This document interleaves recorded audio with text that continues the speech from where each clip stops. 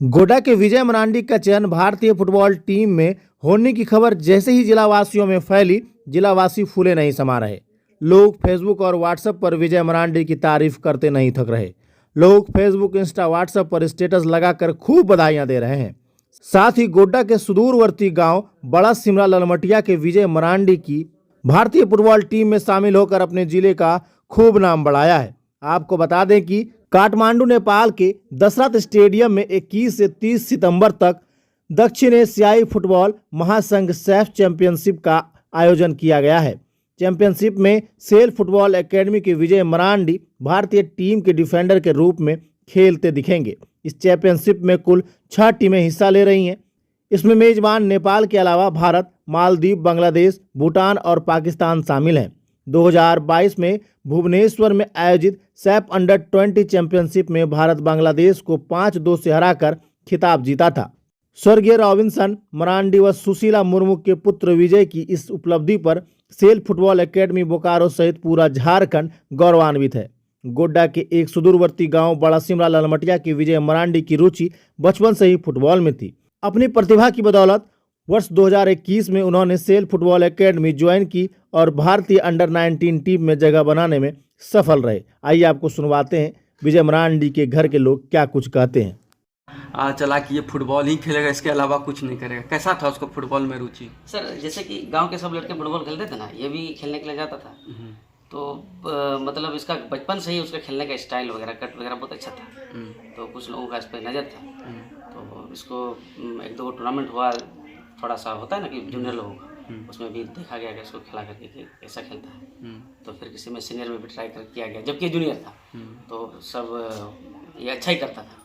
तो इस यहाँ पे खेलते खेलते ही एक टाइम जब अनिल सोया यहाँ आते थे वो देखने के लिए, तो उस पर नज़र पड़ा इस पर। अच्छा, तो लोग कह रहे हैं कि विजय के पिताजी नहीं थे। कब उनकी देहांत हुई थी? और 2015 में।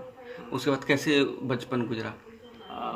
जब तक उनकी माँ का अनुकंपा में नौकरी नहीं मिली, तब तक तो काफ़ी तकलीफ में थे ये लोग। कैसे फिर घर परिवार चलना हुआ? किसी तरह से सर, जो उनकी दादी थी तो उनको पेंशन मिलता।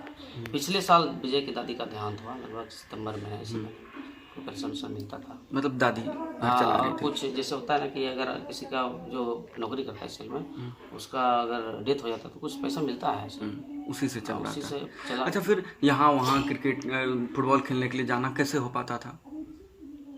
हो जाता था सर, हेल्प कर देता था। अच्छा, फिर आप लोग कभी डांटते नहीं थे कि फुटबॉल खेल रहे हो, पढ़ाई लिखाई कैसे होगा, फुटबॉल में भविष्य है कि नहीं है? आप लोग सर, डांटने का तो बतौर गार्जियन तो डांटेंगे सर, लेकिन लड़का जिद करे तो आप क्या कर सकते हैं। ऐसे भी तो सब खेलता ही है। क्या उम्मीद था कि यहाँ तक पहुँचेगा? कभी आप लोग सोचे थे? मन में संशय था सर, संशय था। लेकिन एक बार जब बोकारो सेल में हुआ इसका सिलेक्शन, तब के बाद से थोड़ा सा ढांढस बदा, मन को मतलब थोड़ा सा मिला कि कुछ फुटबॉल में भविष्य बन कुछ सकता हो सकता है। कि मतलब इतना आगे फिर भी हम लोग नहीं सोचे थे, लेकिन फिर भी मतलब होता है कि करियर बर्बाद नहीं होगा। ये सोच लेते करियर बर्बाद। पढ़ाई में कैसा था? पढ़ाई में भी ठीक था।